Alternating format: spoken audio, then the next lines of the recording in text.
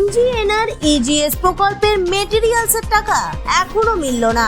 কাঁথিতে আন্দোলনের পথে ঠিকাদাররা। পূর্ব মেদিনীপুর জেলার কাঁথি ৩ নম্বর ব্লকের ভেন্ডার সমিতি MGNREGS প্রকল্পের বকেয়া টাকার দাবিতে ঠিকাদাররা ডেপুটেশন দিলেন কাঁথি ৩ নম্বর ব্লক সমষ্টি উন্নয়ন আধিকারিকের কাছে। এদিন দেবজিৎ জানা, দেবাশিস পাল, কৃষ্ণকেশব গিরি, দিব্যেন্দু মাইতি, শ্রীকৃষ্ণ আদাত প্রমুখ ঠিকাদার সংগঠনের ব্যক্তিদের কাছে ব্লক সমষ্টির উন্নয়ন আধিকারিক পুরো বিষয়টি শুনে তাদের আশ্বস্ত করেন এবং দ্রুততার সঙ্গে সমস্যা মিটিয়ে দেওয়ারও আশ্বাস দেন তিনি। Bureau report, Bangla time. আজকে আমরা উপস্থিত হয়েছি আমাদের কন্টাই 3 সমষ্টি উন্নয়ন আধিকারিকের কাছে আমাদের ভেন্ডার সমিতির বিভিন্ন দাবি দাওয়া নিয়ে। আমরা গত MGNREGS এর গত 5 বছর ধরে আমরা প্রায় 5 কোটি টাকার কাজ করেছি, সেই টাকা আজও আমরা পাইনি। অতএব এই টাকা অবিলম্বে আমাদের কাছে আমরা কিভাবে পাবো সেই কথা আমরা বিডিও সাহেবের কাছে, সমষ্টি উন্নয়নের আধিকারিকের কাছে আমরা গেছিলাম।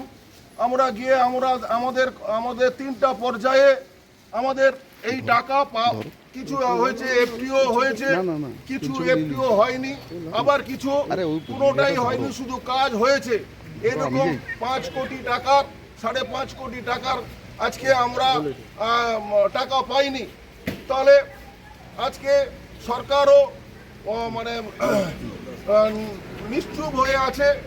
আমাদের সেই টাকার যে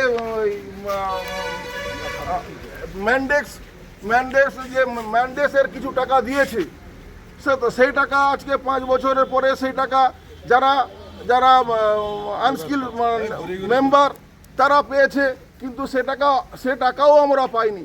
তাহলে প্রশ্ন এখানে যে তাহলে ম্যান্ডেসের টাকা যারা কাজ করেন তারা টাকা পেয়ে গেল, কিন্তু যারা আমরা সাপ্লাই দিলাম সেই টাকা আমরা এখনো পর্যন্ত আমরা পাইনি।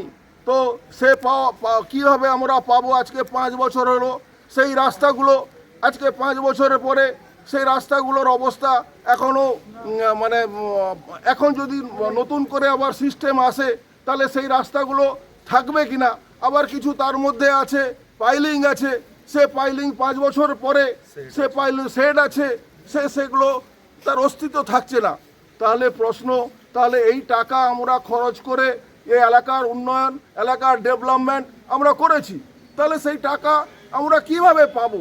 সেই কথা আমরা আমাদের সমষ্টি উন্নয়ন আধিকারিকের কাছে আমরা এসে আমরা বলেছি।